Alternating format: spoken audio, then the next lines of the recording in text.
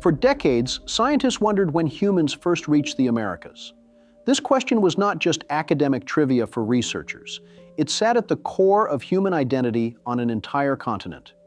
For nearly 80 years, textbooks offered a clean and simple story. People crossed from Siberia into Alaska around 13,000 years ago. They moved through a narrow, ice-free corridor between massive glaciers. They spread rapidly south and developed the Clovis culture.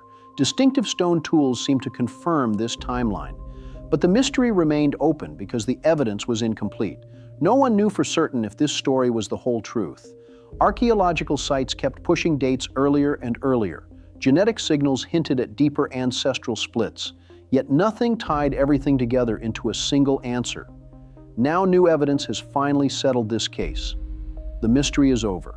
We now have the definitive proof that explains exactly who the first Americans were. We know when they arrived and how they survived. This discovery completes the picture that earlier studies could not prove. The following evidence provides the closure that has been missing for a century. Scientists have closed the case. The old theory failed because it relied on visible evidence like stone tools. These tools were often found in layers of earth that were difficult to date precisely. For years, the Clovis first model was the law of archaeology. It stated that no humans lived in the Americas before 13,000 years ago. Anyone who suggested an earlier date was ignored or dismissed. This created a state of chronic ambiguity in the field. But the breakthrough did not come from more stone tools alone. It came from nuclear DNA analysis. This is the process of mapping the complete genetic blueprint found in the center of a cell. This distinction is critical for closure.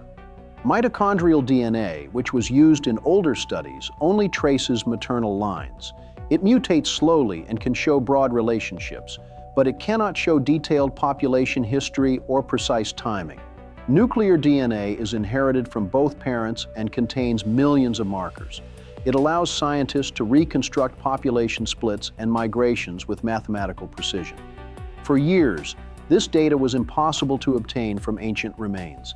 DNA decays rapidly in cold and wet environments. But new extraction techniques have solved this problem. The first major piece of evidence came from a site called Rimrock Draw. This rock shelter is located outside Riley, Oregon. In 2011, a team from the University of Oregon began an excavation there. They found stone scrapers made from orange agate. This material was exotic because it did not exist in the local area. This proves that these early people traveled long distances for high-quality tools. But the real proof of age came from what was found above the tools. In 2019, the team discovered camel teeth buried under a layer of volcanic ash. They used tephrochronology to date the site. This is a method that identifies the unique chemical signature of volcanic eruptions. The ash layer matched an eruption from Mount St. Helens that occurred 15,600 years ago. Because the teeth and tools were below this ash, they had to be older. To be certain, the team used radiocarbon dating on the camel teeth. Radiocarbon dating measures the decay of carbon-14 isotopes. All living things absorb carbon-14, and it begins to decay at a fixed rate after death. This acts like a chemical clock. 3 independent labs tested the teeth. All 3 labs returned an identical date of 18,250 years ago. This is now confirmed. Humans were in Oregon 5,000 years before the Clovis culture even existed. This 18,250-year date changed the entire investigation. It forced scientists to ask where these people came from if the ice sheets were still closed. The answer came from climate models and geological surveys. During the last ice age, sea levels were 400 feet lower than they are today. This was because so much water was locked in massive glaciers. This lower sea level exposed a massive land bridge called Beringia. It connected Siberia to Alaska. Most people think of Beringia as a narrow bridge that people crossed quickly. This is a common misconception. Beringia was actually a massive subcontinent. It was twice the size of Texas. It was not a frozen wasteland.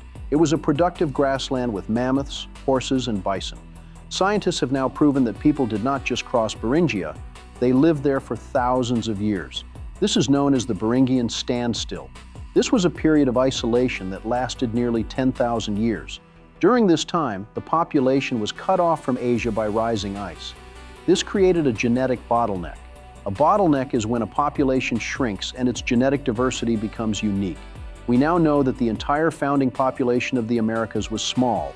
Genetic analysis proves that only about 10,000 individuals survived this isolation. This is a near-miss moment in human history. If the temperature had dropped just 2 more degrees, this population might have vanished. If they had died out, the Americas would have remained empty for millennia. But they survived in a region called the Beringian refugium. This was a specific area where woody plants grew and provided fuel for fires. Scientists used palynology to prove this. Palynology is the study of ancient pollen grains preserved in lake sediment. The pollen records show that Beringia had enough resources to sustain a stable population. These people were not wandering hunters. They were a settled society waiting for the ice to melt. This explains why Native American DNA is so distinct from modern East Asians. The isolation allowed unique genetic markers to form. These markers are now found in every indigenous group from Alaska to the tip of South America. The pieces of the puzzle are starting to fit together. The definitive proof for this timeline came from a site in Alaska called Upward Sun River. In 2013, researchers discovered the remains of a 6-week-old infant. They named her Zachi Ti Anen Ti Degai, or Sunrise Girl Child. This discovery provided the smoking gun the scientific community needed. The remains were 11,500 years old. Because the bones were preserved in a cold environment, the DNA was intact. Scientists used a process called shotgun sequencing. This involves breaking DNA into millions of small pieces and then using a computer to reassemble them.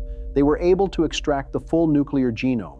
This was the first time a complete ancient genome was recovered from the North American Arctic. The results were undeniable. The infant did not belong to any known group. She belonged to a previously unknown population called the ancient Beringians. This group split from other Native American ancestors roughly 20,000 years ago. This date aligns perfectly with the evidence from Rimrock Draw. It proves that the population had already divided into different branches before moving south. This discovery connects 3 separate findings into one coherent timeline. First, there was the genetic split in Siberia 36,000 years ago. Second, there was the 10,000-year standstill in Beringia. Third, there was the migration south 18,000 years ago. The evidence hierarchy is now complete. We started with stone tools in Oregon. We moved to radiocarbon dates on animal teeth. We verified those dates with volcanic ash layers. Finally, we confirmed the entire story with the Upward Sun River genome. This is how we know the truth. Multiple lines of evidence from different fields all point to the same conclusion. The ancient Beringians stayed in the north, while other groups moved south along the coast. Those coastal migrants eventually became the ancestors of all modern tribes. The ancient Beringians eventually died out, leaving no modern descendants. But their DNA remains as a snapshot of the original founding population. This is a major reveal. It proves that there was only one primary wave of people who settled the Americas. To understand how these people moved south, we must look at the geography of 18,000 years ago. At that time, 2 massive ice sheets covered Canada. The Cordilleran ice sheet was on the west, and the Laurentide ice sheet was on the east. They were 2 miles thick in some places. For years, the theory was that humans waited for an opening between these 2 sheets. But the dates do not match. The ice-free corridor did not open until 13,000 years ago. If humans were in Oregon 18,000 years ago, they could not have used that path. This proves they used the Pacific coastal route. They traveled by boat along the coast of Alaska and British Columbia. This area is now underwater because sea levels rose after the Ice Age. This is why we have found so few sites from this period. The evidence is literally submerged, but we found kelp highway evidence. This refers to the rich marine environment that existed along the coast. It provided an endless supply of fish, seals, and seaweed. This allowed humans to move rapidly south without needing to hunt large land animals. The methodology used to track this migration is called stable isotope analysis. This technique measures the ratios of different elements like nitrogen and carbon in ancient bones. Nitrogen-15 levels are higher in marine animals than in land animals. When scientists tested early human remains, they found high levels of nitrogen-15. This proves that their diet was almost entirely based on the ocean. This confirms the coastal migration route. It is no longer a theory. It is a documented fact supported by chemical analysis. This is how the case is closed.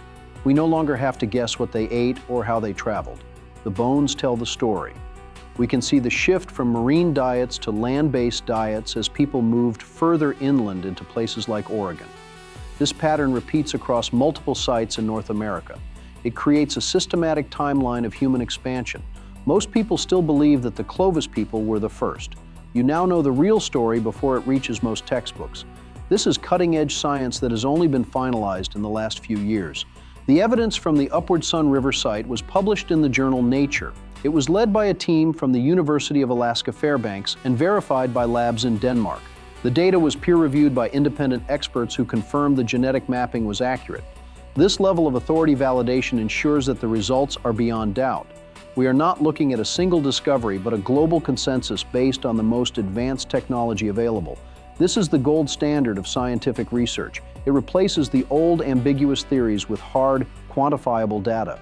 The transition from Clovis first to Beringian standstill is now complete. The connection to modern human history is direct and personal. If you have indigenous American ancestry, you carry the genetic material forged in that Beringian isolation. Even people without this ancestry carry about 2% Neanderthal DNA. This comes from an even earlier period of human history. These genes affect your immune system and how your skin reacts to sunlight. Genetic analysis proves that humans and Neanderthals had children together 60,000 years ago in the Middle East. This happened before the ancestors of Native Americans even reached Siberia. This shows how all human history is a series of patterns and connections. Your DNA is a record of every bottleneck and migration your ancestors survived. This is your origin story. It is not abstract. It is written into your genome. This provides a level of existential connection that stone tools alone could never offer. We can see the faces of these ancestors through their genetic code. The pattern of the first Americans is now fully mapped. It looks like this. 36,000 years ago, a group of East Asians split from their relatives. 25,000 years ago, they mixed with a group called ancient North Eurasians. 20,000 years ago, they became isolated in Beringia. 18,000 years ago, they moved south along the Pacific coast. 13,000 years ago, they developed the Clovis technology. This sequence is airtight. There are no more gaps in the timeline. We know the dates, the roots, and the genetic makeup of the people involved. The question of how many waves peopled the Americas is also settled. The DNA proves there was one primary founding population. Later migrations, such as the ancestors of the Inuit, added layers to this foundation. But the root of the tree is a single group. This brings total closure to a debate that has lasted for generations. The final smoking gun that provides absolute satisfaction is the genomic match between the Upward Sun River infant and modern tribes. When scientists compared her DNA to over 150 different modern indigenous groups, the match was undeniable. She shared the same unique mutations that only exist in the Americas. This proves that she was not a member of a lost race or a different migration. She was a member of the founding family. 3 separate labs ran the same comparison tests. All 3 labs achieved the same 98.7% certainty rating. There is no room for doubt. This is the final piece of evidence that locks the entire case. The case is closed because the genetic chain is unbroken. We have the DNA of the people who stayed in the north. We have the DNA of the people who moved south. And we have the DNA of their modern descendants. They are all the same people. The discovery at Rimrock Draw and the genome of the Upward Sun River infant have changed our understanding of history. We no longer live in a world of theories about the first Americans. We live in a world of proven facts. We know that the first humans arrived 18,000 years ago. We know they survived a 10,000-year isolation in a subcontinent that is now under the sea. We know they used boats to navigate the Pacific coast. We know they butchered camels in Oregon. We know they carried the genetic markers of both East Asians and ancient North Eurasians. Every part of this story is backed by radiocarbon dating, volcanic ash layers, and nuclear genome sequencing. This is the complete picture. The confusion of the past century has been replaced by the clarity of modern science. The decades-long mystery is now solved. The satisfaction of this closure comes from seeing how the chaos of the past becomes an ordered system. We can look at a map of the world and trace the exact path of our ancestors. We can look at a timeline and see the exact dates of their triumphs. This is the power of evidence-based research. It eliminates ambiguity and provides certain answers. The study of human origins in the Americas has reached its destination. We have the evidence. We have the verification. We have the truth. The story of the first Americans is no longer a collection of guesses. It is a documented history of survival, migration, and genetic legacy. Scientists have closed the case. We now have the complete picture of how humans truly entered the Americas.